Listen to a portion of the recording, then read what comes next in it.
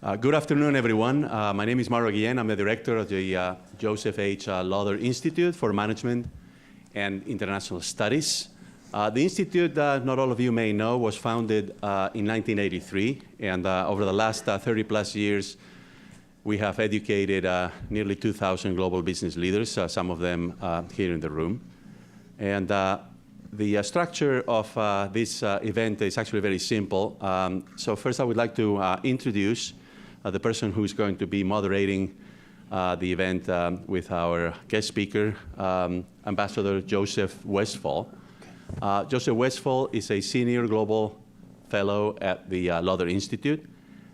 He is the former chancellor of the University of Maine and also served as ambassador to Saudi Arabia and under Secretary of the U.S. Army. Please join me in welcoming Ambassador Westphal.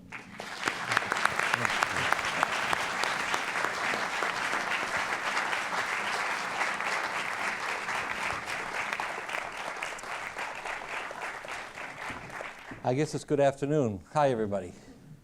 Thank you for coming on a rainy, wet, dreary Friday. We very much appreciate our guest of honor. I'll say a few words about him, because if I actually went through his bio, we would be here till about 2 o'clock this afternoon before getting even speak. The first thing I would say about him is he was and still is, in my view, a soldier. He was a soldier in uniform for 37 years. He began at West Point, where he graduated with honors and then went on to also graduate from one of the toughest schools in the country, Army Ranger School, also graduating there with distinction.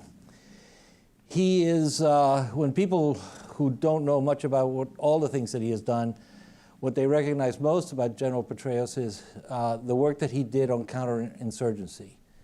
And while we focus a lot on the surge in Iraq, that effort to really reduce the tremendous cost of insurgency, what General Petraeus did more than anything else was to counter the established ways in which we were dealing with that, which weren't working.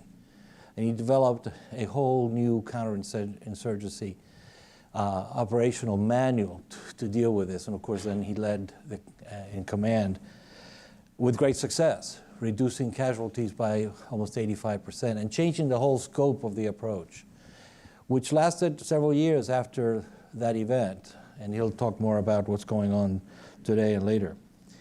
You know, as Dr. Guillon said, I was the Undersecretary of the Army, and in that capacity I would often, I got to spend time with him a lot, but I went to Iraq and Afghanistan. And in Afghanistan is where I became most impressed with the work that he was doing there as the ISAF commander, as the commanding general of our international forces there. He was probably the most focused, the most thorough, the most engaging, and certainly the most astute leader that we had in that campaign, and brought about huge change as a result of it. I remember going there and having to sit for quite a while as he went through a list of things that he needed from the Army back in Washington, if you may recall that. I do indeed. Best prepared. I never saw any general who had a list as detailed and who would never give up if he didn't get it. And if I didn't produce it, somebody else was going to anyway. In addition to that, he's also an academic. He has a PhD from Princeton. He has been a professor both at the Academy at West Point, at City University of New York, and he holds chairs in various other universities, which he can tell you about as he talks about the things that he's working on. He then went into, he put a suit on and went on to be the director of the Central Intelligence Agency. At a time when we were really changing and evolving our intelligence apparatus holistically in order to be able to really address the technological changes of the future. But what I think he did more than anybody else that really made tremendous sense was he he put emphasis on building the human capacity of the CIA, the human development and the bringing the right kinds of people to work on these very, very complex issues. And that's something that we have not been, I think, as aggressively supporting in the near term.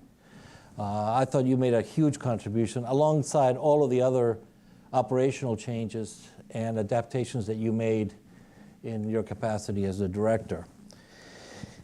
He then went on to, from the agency to KKR and to numerous other ventures.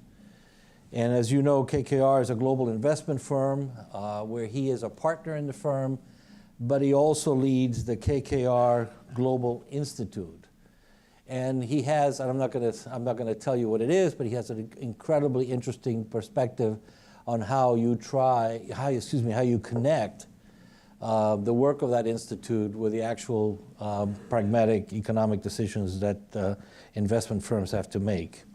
So I'm going to stop there. I'm going to ask you to just welcome this incredible soldier, academic, statesman, federal government agency leader, and now a business person.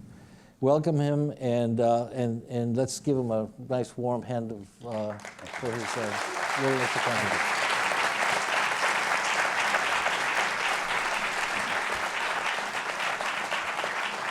Thank you.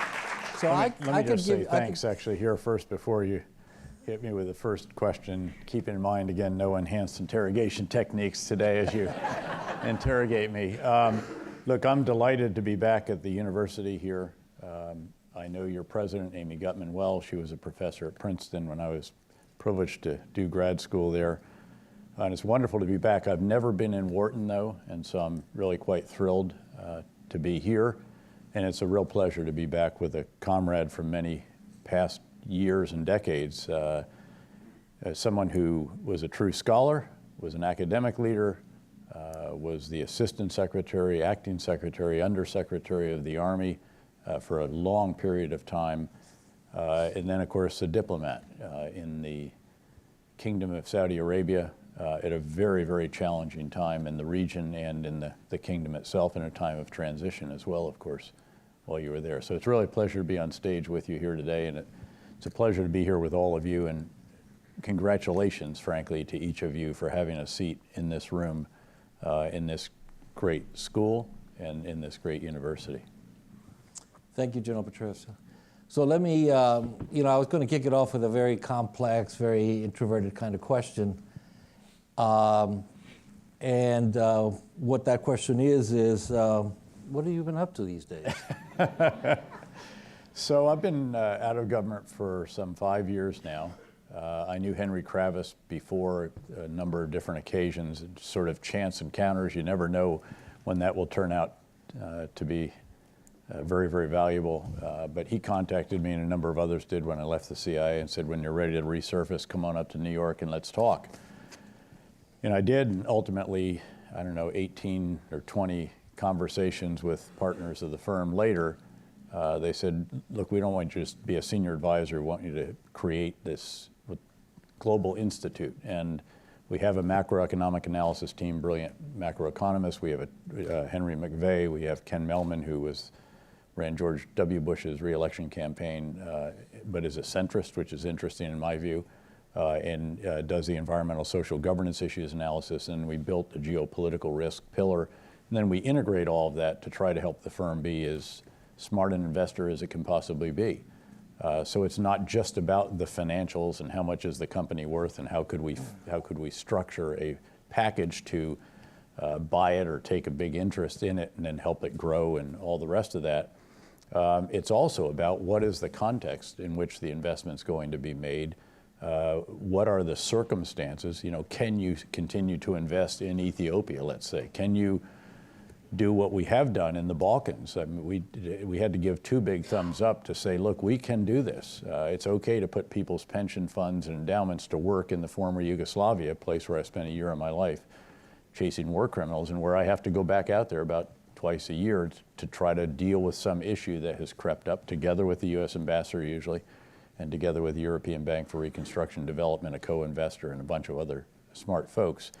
So what we do is, again, the three of us work directly for the investment committees for Europe, Asia, North America, and then real assets, real estate, energy, infrastructure, and now increasingly credit and capital markets. KKR has got somewhere around $170 billion under management. It's grown dramatically in the 5 years that I've been with them in the post-recession comeback. But we also then help our portfolio companies. We own, depending on how you classify it, somewhere around 150, 160 companies, or have big stakes in them. They include usually about 14 or so in China. So it's again, this is all around the world. And we help those companies too, as we talked about helping the ones that are in the former Yugoslavia, in Ethiopia, and Mexico, and some other dicey places. And then we also help others go global. Various investment themes. You do a carve out in Japan, then you package it with something else and then take it global. This has worked brilliantly, and we all contribute to that. And then we also help our investors learn about the world. Now there's other activities though, but everything feeds back into providing intellectual capital on which I can draw for KKR. I did teach for 3.5 years at the Honors College of the City University in New York. It was once a week, 2.5 hours a week. It was, after a while, the travel that I do and the job just made it just prohibitive, but it was great fun. And again, terrific students and a lot of intellectual capital. But last year, as an example, boots on the ground still matter. And last year we had boots on the ground in a meaningful way in 22 different countries around the world. One of them, the UK, 6 or 7 times alone. I do still have a chair at the University of Southern California. I give them a week per semester, do a whole variety of different activities there, including hosting a startup event. We've built a whole incubator and a funnel.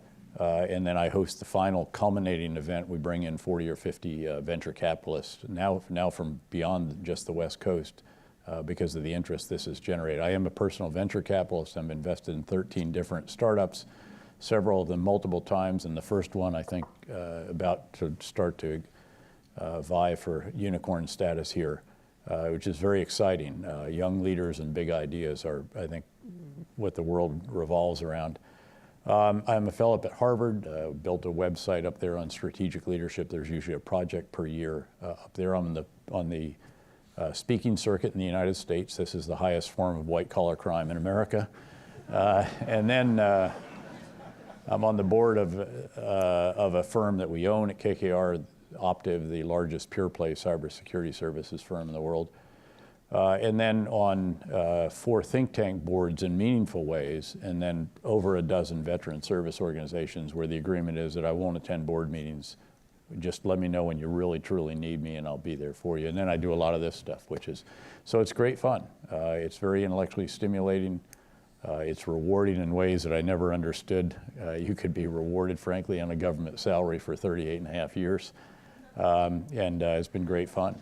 So work with me here, you know. And by the way, he does. You'll find out, actually.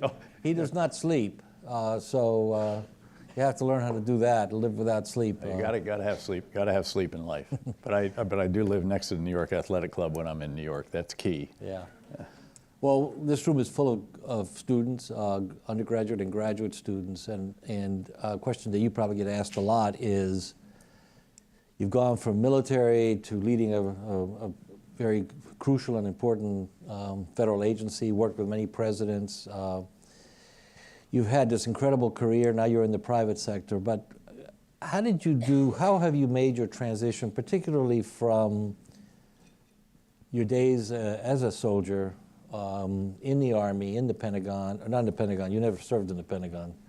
I did actually, yeah. I was the aide to the Chief of Staff of the Army, and I was the executive officer for the Chairman of the Joint Chiefs. That's the only time I was there. Right. How did you make that?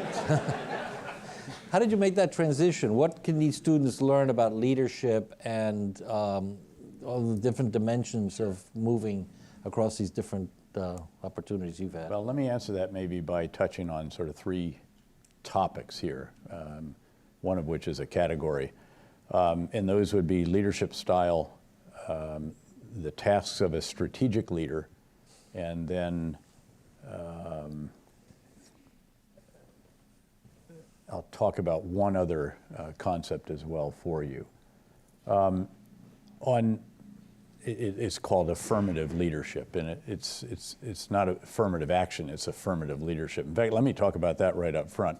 Look, I truly believe that when you're a leader, you should assume that each person you're privileged to lead wants to be all that he or she can be, to harken back to an Army recruiting slogan. The truth is that's actually not true. Not every single person, someone may disprove that, but let them disprove it. Assume that everybody truly does want to do the best that he or she can do. And acting that way, and I can very easily operationalize this for you. I mean, here's a concept. So, you got a task that's due on Monday at noon, and I could come in and say, Joe, you better have that darn thing on my desk Monday at noon, or I'm going to have a big piece of your backside. How inspirational is that? That's not exactly affirmative. Or you can come in and say, Joe, man, I can't wait to see that paper on Monday. People are telling me that you've got some tremendous big ideas, and I don't know if I'll be able to sleep on Sunday night. Now, here it is. I've conveyed to him, what I wanted to convey. There's two different ways of doing it, and I hope you'd agree that the affirmative approach generally is the best. The second, I guess, before I get into strategic leadership, is leadership style. And here, as you get more successful or whatever in life, people sort of get fascinated with, well, tell me, and I'm sure you had the same thing, tell me about your leadership style, General. And I think they want you to say, well, I'm firm but fair, or I'm a lunatic, or I'm a micromanager, or I'm, hands off, whatever it may be. And the truth is, by the way, if you ask some folks that I was privileged to lead, some of them will say, man, he gave me so much latitude, it was unbelievable. He had such a light hand on the reins. And then others will say, God, he was digging into me all the time. He was into every detail. Well, some people actually need that and others don't. And the key with your leadership style is actually, and the way I would answer the question when they would say, what is your leadership style? How would you describe it? I'd say, well, if you'll describe the style that is needed to bring out the best in each individually of my individual reports and in the organization collectively, I'll describe the style that I try to employ with each person individually and with the organization in aggregate. And that's pretty key concept, because the truth is that the style that's required for success as a rompin' stompin' airborne infantry ranger platoon leader or something is very, very different from the style you're going to use with a coalition of countries or a collection of extraordinary patriots such as you have at the CIA, where even within that, the style required for the Directorate of Operations, the clandestine service, and the analysts is very, very different. And then you have the techies, and again, this is the key point. So, and you have to have, I think, the ability to judge what is it that will create, again, the environment, the context, whatever, that will bring out the most in each person who I'm privileged to lead directly, and then the organization overall. Finally, let me talk about the tasks of a strategic leader. And a strategic leader really is someone who charts the strategy, is the decider for the strategy for a large organization. But the truth is these apply for startups as well. And they apply in the civilian world just as they did certainly in the military world. And there are 4 tasks, and I'll then illustrate these. The first is you've got to get the big ideas right. You've got to get the intellectual foundation for what you're doing has to be correct. Second is you have to communicate that through the breadth and depth of the organization. Third is you have to oversee the implementation. And fourth is formally, not just when you're out running or in the shower, formally, you have to sit down and determine how you need to revise the big ideas and then do it all over again and again and again. And there's lots of subtasks here. But to illustrate it with the surge in Iraq, the surge that mattered most wasn't the surge of forces. Having 25, 30,000 extra forces added to 140,000 US already wouldn't have predicted driving violence down by 85%.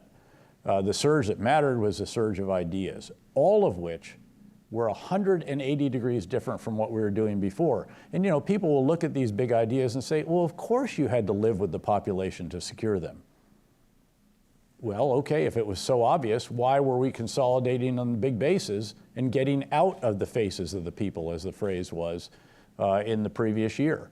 Of course we had to take back control from the Iraqi security forces to whom we had prematurely handed security tasks. Well, again, if it was so obvious, why did we hand it off the previous year? Of course you have to reconcile. Of course you cannot kill or capture your way out of an industrial strength insurgency. Right, but that's what we were trying to do. So again, you got to get these big ideas right. Communicating them through the breadth and depth of the organization. You know, I sent a letter to the troops in the first day that said, we must secure the people. We can only do it by living with them. And over time, I had my own counterinsurgency guidance. I sent it out personally, and I'd update it every month or so. And it was all admonitions. Secure and serve the people. One was walk. There was one, be first with the truth. It was promote reconciliation. Pursue the irreconcilables even more relentlessly. So there's a whole series of these, and you constantly sort of update it and improve it. There was one that was promote initiative. And I remember I was out on a patrol with a young captain who had dramatically transformed a really tough part of Baghdad. And as we went back to his little command post, and he had a plywood door there on some little office, and it had a sign on the outside, and it said, in the absence of orders, figure out what they should have been and execute aggressively. I mean, how awesome is that? So that became, you know, right after promote initiative, which I already had, that became the illustration of that. So again, you got to communicate this. And I did it in every which way. I'd do letters to the troops. Of course, you huddle the commanders together on the very first day, immediately change the base plan of the campaign plan in the first week, didn't ask permission, didn't refer it to the higher headquarters, which is where we had a war on, and we needed to turn this thing around, and we had to produce results in 6 months, or the residual support on Capitol Hill was going to evaporate. Then you have to oversee the implementation, and it starts with your own battle rhythm. How do you spend your own time? I mean, we had this thing, this is what we do every single day of the week. Then once a week, you know, video conference with the president for an hour, 7:30 Eastern Standard Time. Next day, video conference with the Secretary of Defense for an hour, 7:30 Eastern Standard Time. Out on patrol at least twice a week. Prime Minister Maliki together with the ambassador, his national security meeting with the ambassador. Again, and it's all populated like this, all the way from what you do every day all the way to the quarterly, as much as 6-hour civil military campaign plan review and analysis, co-chaired by the commander and the ambassador, with all the other ambassadors and generals and other countries' ambassadors and all the rest of that. So again, and lots of other subtasks here. What are the metrics? How do you know if you're winning or losing? What about the rigor of the metrics? It took us 4.5 or 5 months with brilliant guys, Bill Rapp, this superstar colonel that I finally persuaded to come back to Iraq, having only been back in the States for a month and a half or so, headed this think tank for me. But it took us 4.5 months with a Rhodes Scholar on loan from the Air Force Academy to get these to the point of rigor that I felt comfortable actually unveiling them and laying out for over a 2-day period every single one of these for New York Times, Washington Post, CNN, and others that wanted to dig into them. All of this with, again, real granular, detailed understanding. And then that final formal gathering. And so in that case, once a month for an hour, all of the so-called lessons learned teams from the Army, the Marine Corps, the Joint Team, the Special Ops, the Counterinsurgency Center, all these folks, they had a funnel by which they would end up at the desk with me with a number of the other people who were going to then figure out how do we change the big ideas. And they'd come in and say, here's what we need to change. This is something, you need to throw this on the side of the road and leave it. You need to adopt this. You need to do this. Now, this applies in the civilian world, in the business world. Think of Netflix, one of the most innovative companies in the world. Reed Hastings, one of the most exceptional leaders, and I've talked through this with him. He's got all 4 of these tasks, and I can illustrate it for you in a very, very sort of cursory way. Initial firm decides, instead of having brick and mortar at which CDs will be rented, movies, we will mail them to customers. Okay, that's the big idea. Communicate it through the breadth and depth of the organization, not too big at that time. Oversee the implementation, get down here. 2 years later, hey guys, this has been pretty good. Blockbuster went out of business. Brick and mortar is gone. The only problem is others are mailing CDs now, so what do we do next? New big idea. Well, now download speeds are fast enough. So why don't we have them, they can download content or stream it ultimately. Great idea, they do that. Again, come down here. Well, that's been fantastic. We're really growing, but now everybody's doing that too. So what do we do now? Well, let's produce original content. $100 million for House of Cards alone. Man, that huge success. Get down here, but now everybody else is doing that too. So what do we do now? Well, now we're going to make blockbuster movies. And they've done that exceptionally well. The first one, I thought, candidly, with Brad Pitt playing General McChrystal, was a bit wooden, and I'd sort of hoped he would he would hold out for me. And at least the guy who played Gladiator played me in my cameo appearance in that movie. But they've bounced back from that, and they're making a go of that. And I've said, so what's next? Is it virtual reality? What is the next big idea? But this is what happens in firms, and it's in KKR. We've sat down at partner meetings where very senior partners were assigned to determine, is there enough still investment opportunity in the existing sectors or existing countries, regions, or do we need to go to other countries, regions, other sectors? And this is how you end up in real assets, not just traditional private equity, but also real estate, energy, infrastructure. This is how you end up going to, say, the Balkans, to Africa, to Mexico, to Latin America. But it's always dynamic. And the fact is, we were bullish on Africa, as an example, 4 years ago. We had a growing African office in London, which is our European hub, Europe, Mideast, and Africa. And frankly, we are not now. The governance situations in most of the big African countries where we could find the investments of the size that we need, so we're talking South Africa, Nigeria, Ethiopia, maybe Kenya, maybe a couple of others, just are not in the situation, in the macro context in these countries is such as to be almost prohibitive. We'd consider a deal, but we're not putting an office into West Africa and East Africa as we originally planned. So again, this is how all this goes, but it's about big ideas. And when it comes to a startup, it's about big ideas and it's about leaders who are not only good enough to come up with the big ideas, but can then scale that startup. But it's exciting stuff. And, and I hope, again, reason you're in these seats, the reason you're in this school is because this does get you fired up. These are the kinds of qualities, attributes, understanding that, again, have made America great again. Before. On that topic, so first of all, thank to all of you. The students sent a large number of questions, and I grouped them sort of thematically. So a lot of them dealt with what you just asked in different sort of ways. Some of them dealt with KKR and the investment piece and all of that. I think you've answered a large group of them. There was also a large group of questions related to the U.S. in today's global environment. Sure. Yep. And related to, are we losing our place as a leader in the world? I don't think I need to describe that any further. Sure. I think there were a lot of questions about what is the role of the U.S.? How do you see it in the future? Sure. Look, let me start by just offering, so I was just in the past 2 weeks, I was out in London in the UK for a week, and then transitioned over to Munich for the Munich Security Conference, which is this mega gathering. It's sort of like Davos for security leaders. What it did for me, the takeaway from that, and then it was reconfirmed. Last night I had dinner with, I guess it was 6 to 8 ambassadors to the UN from the Baltic countries, also Germany,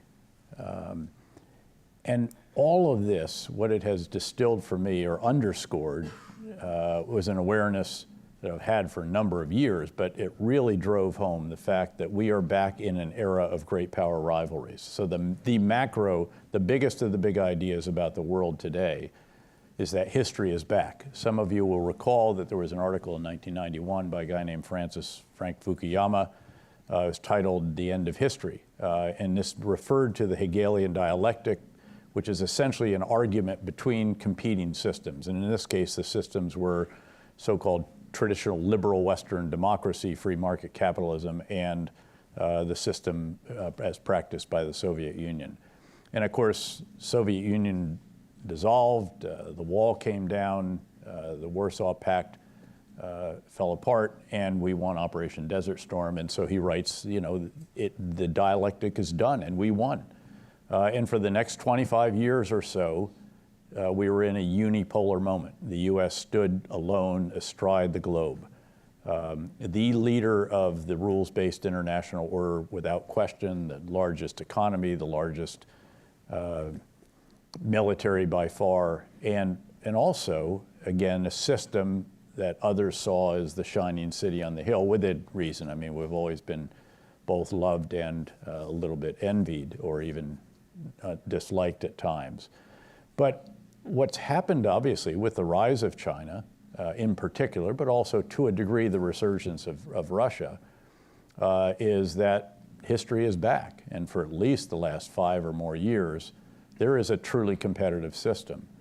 And it was interesting to note, so there at the Munich Security Conference, it really started, it was all about the transatlantic relationship in NATO, but now you actually had Iranians there, we had senior Russian, we had senior Chinese woman, so it's much more about the whole globe.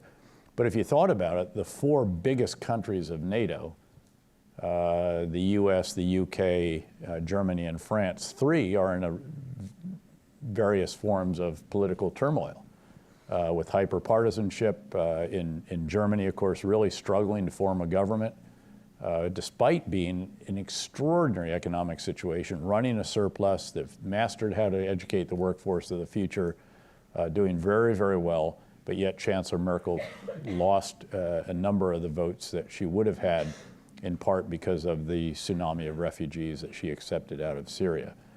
And then the UK going through this Brexit moment. As I said, I was in London, and the hand-wringing there among those that, you know, with whom we worked and over the past 15 years in particular so closely, the former foreign ministers, chiefs of defense staff, MI6 heads, we had a big dinner there. There's real concern, and there should be real concern. So that's 3 of the 4. So the standout, paradoxically, is one that was the, you know, I don't want to overdraw this, but a little bit of a basket case for a number of years, and that's France. And Macron has some very powerful big ideas and is the leader of this. And très bien, formidable, you know, fantastique. And then around the rest of the world, there's a little bit of a creep of authoritarianism. I think that this week's Fareed Zakaria editorial for the Washington Post, I think it touches on how democracies, some are experiencing challenges. And by the way, this at a time when China is going like this. How many have been in China, just out of curiosity? Goodness, that's great. Well, you know then that, I mean, the infrastructure is great. Yep, there's some freedoms that they don't enjoy, and to some degree increasingly. There are some sectors that are shut off from our countries, from our companies. Now there's a social merit score or whatever, which is a little bit more than Orwellian, facilitated by WeChat and Alipay and some others.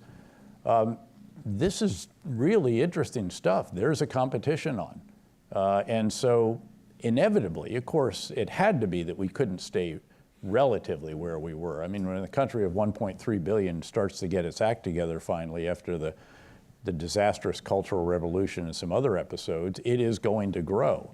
And it is spectacularly. And now it's set its sights on being the best in artificial intelligence and some other technologies of the future. So we are back in an era of great power rivalries, and we need to be conscious of that. And we've got to figure out how to come to grips with the forces that are causing challenges for us in the United States and also in some of our fellow democracies. The course that I taught at the City University of New York was called the North American Decades, which is how I answered the question, what comes after the American century? not yet the Chinese century or the Asian century. And the number of decades would be determined by how well we did at dealing with what might be termed political, legislative, and other headwinds, policy headwinds, that were preventing us from fully capitalizing on 4 revolutions in which we are the leader or among the leaders: the IT revolution, the energy revolution, life sciences, and manufacturing. And the students, who were all, again, honor students and had to compete to get into this class limited to 14 people, had to understand these revolutions and then give a policy paper on how to turn something that was holding us back or keeping us from fully capitalizing on opportunity. So it's issues like immigration, infrastructure investment, tax reform, all of the usuals, education of the workforce for the future, et cetera. Great fun.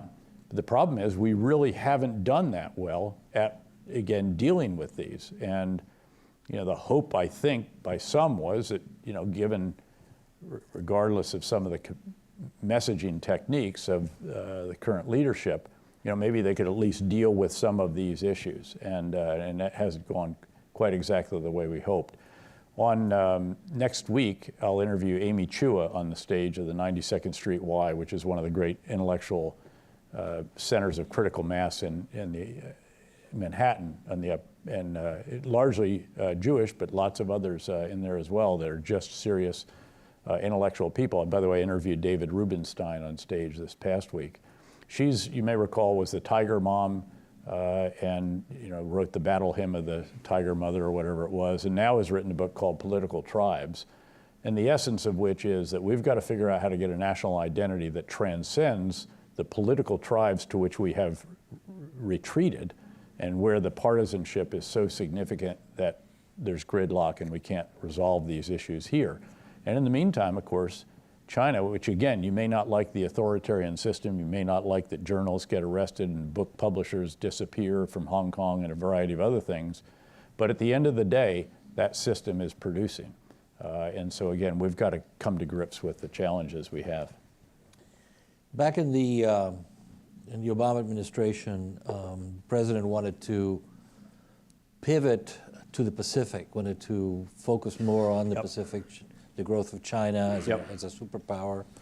And I remember being in a meeting with at least some of the leadership there, the Secretary of Defense and others, sitting next to Joe Dumford, who's now the chairman of the Joint Chiefs, was then the assistant commandant, right, of the Marine Corps. And we both whispered to each other, good luck, we're never going to get out of the Middle East. Tell me about that. Sure. As you look at the Middle East today, and this was before Syria, by the way. Can we ever get out of Afghanistan? Should we ever get out of Afghanistan? What's it going to take to solve the Syria issue? Well, let me answer that by giving... And we'll give you all the credit if you solve the issue. 5 lessons that we should have learned. Trying to get out of the Middle East is like, Michael Corleone trying to get away from his mafia family. You just keep getting sucked back in. And they tried everything. Michael went on, they sent him off to college. They, firewalled him from the business of the family, sent him off to war. He earns a Silver Star. Things are going really well. He's going to run the legitimate business of the company. And of course, then you had the problems, and ultimately he was the one who had to resolve it. I remember going into the men's room, finding the weapon, bringing it out, and then boom, and then he disappears to Sicily for a year or two. Did you get that movie at Netflix? Or? When people used to ask me, what should I watch before I go deploy to Iraq, I used to say, well, watch The Godfather, and then watch, what was that HBO series about The Sopranos? The Sopranos. I said, watch The Sopranos. Every sheikh in Anbar province, he has a security company, a trucking company, and an import-export business. And they're all slightly dicey. Look, let me give 5 lessons I think we should have learned from the last 16 years of war. And then I think if you embrace those lessons or accept them, the policy sort of falls out. And you realize that you can't leave Afghanistan or Iraq or Syria. You can slim it down and you got to have a sustainable strategy, but you need a sustained commitment. So let me give you these, though. So the first is that ungoverned spaces in the Muslim world, but especially in West and North Africa, Middle East, and Central Asia, these spaces will be exploited by Islamist extremists. It's not a question of if, it's just a question of when and how significant is it. The second is you have to do something about it. You can't do what we tried to do sometimes in Washington, which is admire the problem until it goes away. It's not going away. And in the meantime, untended, you realize that Las Vegas rules don't apply in these places, that what happens there doesn't stay there. Rather, it tends to spew violence, instability, extremism, and a tsunami of refugees, not just into neighboring countries and elsewhere in the region, but all the way into our West European NATO allies, our most important partners in the world, causing the kinds of domestic populism we've seen play out in Germany, in the UK, to a degree in the Netherlands, not in France, again, remarkably and wonderfully, and may play, and have played out in some other countries as well, Austria, Hungary, and some others. So again, you got to do something. The third is that generally, not every single time, but generally the US is going to have to lead. And the reason is that the assets that are proving to be so transformative, so revolutionary actually, in enabling us to do what we need to do, and in particular, I'm talking about the unmanned aerial vehicle constellation that we uniquely can put up. And it's not, there's thousands of these. The ones that matter are what are called orbits. That's the ability to maintain one Predator or Reaper, which are distinguished because they have 150 people back end. This is not just the pilots, payload operators, fuelers, armors, communications architecture, but the imagery and signals intelligence analysts, those that fuse this intelligence in an industrial strength, those who disseminate it and help you understand what you're doing. And again, there's an unblinking eye up there, 24 hours a day, 7 days a week, 365 days a year, which obviously implies multiple platforms to keep that up there. These are hugely valuable, and we probably have 6 or 7 times what all of our possible allies and partners together of that quality can provide, and we're one of the few that will actually arm them and use the weapons off them as well. Also have precision strike munitions in substantial numbers, and again, this industrial strength ability to fuse intelligence. We got to lead. Doesn't mean, though, we don't want a coalition. We do. We very much want coalitions, and I say that despite the firsthand experience of coalition maintenance, which is an enormously challenging endeavor. Churchill was right on this, where he said the only thing worse than fighting with allies is fighting without them. And we especially want Muslim countries as allies. They've been crucial in a lot of the successes that we have had in these fights. So alienating them is obviously counterproductive.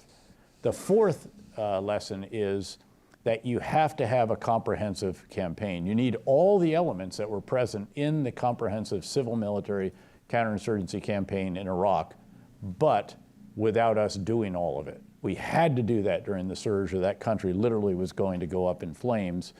But now we've figured out, especially because of the addition of these assets that I talked about, which we had nowhere near the numbers that we have now, that we can be someone who advises and assists and enables host nation forces that we've also helped train and equip and develop. And thereby, they're doing that component of a comprehensive campaign that is fighting and dying on the front lines. They're the ones doing political reconciliation, reestablishment of local governments, rebuilding basic services, all the different components that are required once you have security as a foundation that you need to rebuild and reestablish. And that's crucial that they're doing that, because the fifth lesson is that this is a generational struggle, and we therefore need a sustained commitment, but we can only sustain it if it is sustainable in terms of the expenditure of blood and treasure. And I think we have actually figured out how to do that. What we had in Iraq, credit to the previous administration, however reluctant it may have been to go back in after pulling out, and however reluctant to go into Syria, it did go in, and we did craft over time this ability. This administration then pushed the decision-making authority down to an appropriate level, removed some of the restrictions on our air power, and provided a modest number of additional resources. And we have just about completed the defeat of Islamic State as an army, noting that there will still be insurgents, terrorist cells, guerrillas, and so forth left over, and that if there is not inclusive governance, and I talked to Prime Minister Haider al-Abadi of Iraq, who clearly understands the importance of getting the Sunni Arabs back into the fabric of Iraqi society the way we did during the surge through reconciliation and then going after the irreconcilables. So that's sort of what falls out from this. But it is a messy, messy situation, but one that we need to be able to deal with as little, again, as we have to commit in terms of our most precious asset, America's sons and daughters, and those of our allies, and then our treasure. And I think it generally is moving reasonably well, and that can allow us to focus a good bit more on the Pacific, noting that you really need to be talking about Eurasia and not try to completely distinguish between the two. Exactly. Well, you had a chance to fix all those issues when you talked to Trump about being Secretary of State. And that was my celebrity apprentice moment. To my, I wasn't going to say that, but so to my regret, that didn't happen. So let's say that you get a second shot at that. You're having a conversation with Donald Trump a year after his administration has been in office. Given all the things that you have discussed here and many more things that we haven't really talked about, what would you tell the president today? Look, I mean, first of all, I'm really happy doing what I'm doing. I really mean it. I think, I actually got asked this question in Israel when I was over there a couple weeks ago, and so it's a little bit sort of a Mideast focus, but I said, well, I would say, don't declare victory anywhere, but especially not in the Middle East. Second, I think I'd say, recognize that there is no purely military solution to most of the problems that confront us, but also recognize there's also no purely diplomatic or economic solution. Again, it takes a comprehensive approach, and you have to resource both of those. It's not enough to expand Pentagon spending if you cut state spending. I remember the great words of now Secretary Mattis when he was a four-star, if you don't send me diplomats, you're going to have to send me more bullets. And you'll remember the challenges we had during the surge in Iraq to fill out the provincial reconstruction teams, which were supposed to be filled by the State Department and the Agency for International Development. And we ended up having to go to the Army and other services to say, comb through your reserve officers and commissioned and non-commissioned officers, send us people who have experience in these kinds of tasks in the civilian world, bring them on active duty, send them to us, and we're going to put them in civilian clothes and make them provincial reconstruction team members. That's not the way you want to do it, though. You really want the professionals to do that. And so again, that would be another component. And then, maybe I might suggest some consideration of the virtues of gradual establishment of message discipline. Well, I'm assuming you probably can't tell him that, but what would you tell him about the protectionist America first kind of approach? Is that likely to? Well, what would you tell him about? Well, look, I think the challenge with trade has been that often our political leaders have tended to say either this is really great or it's really bad, and where the truth is, look, there are winners and losers. I mean, all of you who have studied economics know that if you change some aspect of this, there are losers as well as winners. And again, one group of politicians might focus on the losers to activate them, and another might focus on the winners, keeping in mind that the winners for international trade are generally a fairly large group of people, but their benefit is they just pay a little bit less for blue jeans or whatever the item is that is being imported. Whereas for the losers, this can be an existential issue. Just ask those who used to be in the apparel business in North Carolina or make shoes in New England or some of these others have literally been put out of business by trade agreements and so forth, while the rest of us benefited from the availability of access to what, say, Mexico is producing or Canada's exporting, or again, the other trade agreements. And so the way to go at that, I think, is you actually acknowledge, look, there are going to be some who are going to make out better, and it's going to be the broad group of people, and then there's a sector that really might suffer under this. And so what we're going to do is ensure that Trade Adjustment Assistance, TAA, is going to be a substantial quantity and duration that we're going to help take care of you, which we generally have not done adequately in the past. And that's, I think, how you have to come at this. I mean, he's tapped into something that's real. All of these domestic populist messages that he was able to use have some substance to them. The question is, now, okay, now when you're governing, how do you now figure out how to deal with some of these issues?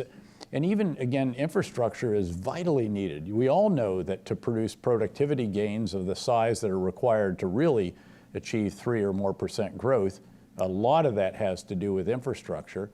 And yet, unfortunately, the infrastructure package that was proposed is not as substantial or as substantive. A lot of that is a little bit less solid than I think a lot of us had hoped. So, you know, these are the issues that we've got to come to grips with. And again, that's the joy of that particular course that I taught for 7 semesters, is you just keep coming back to them, because they are, now he's addressed some of these. In the energy space, there's some deregulation that he's done. You've got to be careful not to go too far. I am one who actually thought that, you know, having a Consumer Financial Protection Bureau in the wake of the greatest recession in modern times, since the Depression, and brought about by activities of the financial sector, is probably not a bad thing to do. My wife is also the assistant director, so I have had a stake in that. Look, these are the issues, again, that we've got to come to grips with if we are to capitalize on the opportunities that we have. I mean, all of you are going to go out into these different industries and sectors, and you're going to see where government has a place, and where good regulation, tax policies, infrastructure investment, and all the rest of that can really make a difference. But it's, again, this hyper-partisanship that is preventing coming to grips with this kind of stuff. Right. We probably have less than 5 minutes, about 5 minutes, so let me just end it with just another general question to you. Back a little bit to the military, back a little to the Middle East, back a little to the things you talked about with the global environment. We see today that the Department of State is being cut dramatically budget-wise. There are a huge number of embassies, diplomatic posts that are understaffed. I thought I heard the statistic the other day that we have 60 ambassadorships that have not been filled, and those are career and non-career. I remember from your leadership in the Army and in my visits to places like Afghanistan, when you were there, being briefed by soldiers where they were doing research on water, crop patterns. Yep. They were doing the work that the State Department or land-grant universities used to do back years ago. Our Army was building those partnerships with the local community, as you did in Iraq. How do we get back to that? Because, as you say, this holistic view. Well, this is the resourcing issue. When I was in uniform, I was one of the poster boys for spend more on state. In fact, Secretary Clinton would call me personally and say, would you be willing to go see the House and Senate appropriations subcommittees on the committee that had State Department in its purview? I think it was Foreign Operations.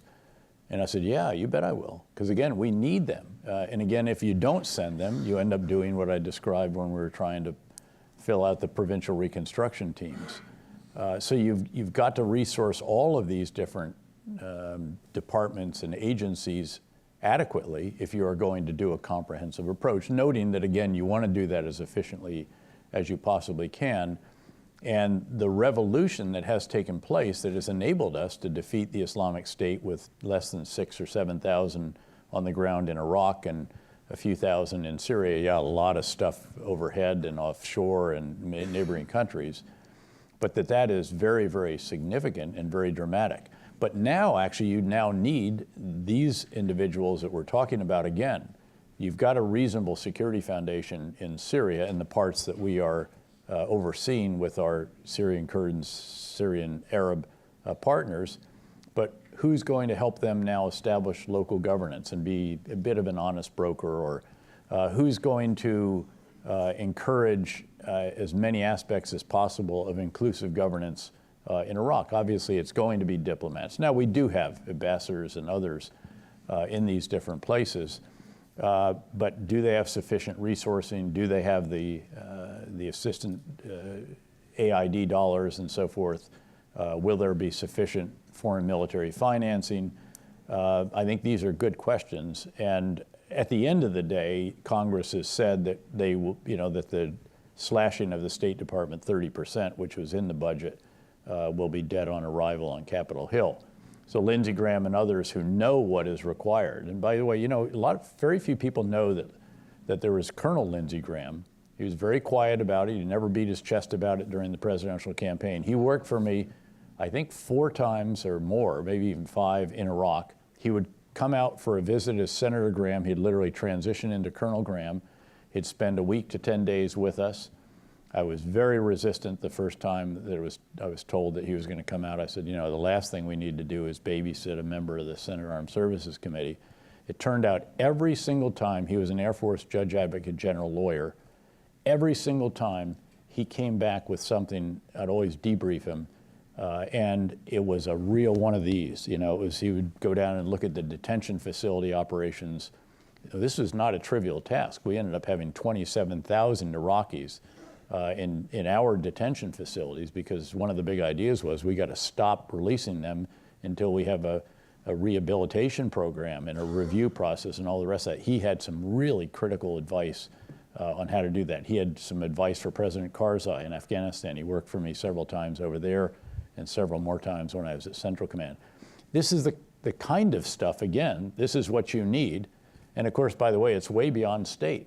It's also the Department of Justice, their advisors. It's the FBI is over there. Obviously, it's the intelligence community, but especially the CIA.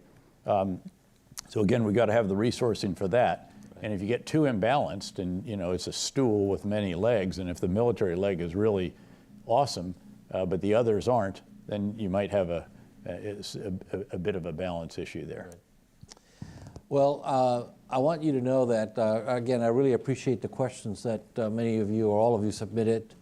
I want you to know that I presented those questions to General Petraeus ahead of time, so he had a chance to look at them all. I know we have not had time to go through every one of them, but we sort of did a composite of what most of you asked. And I also want to thank the staff of Wharton for helping to put this together, and really appreciate your visit. Thank you for being here. It's good to see you. Great to be with you. Thank you.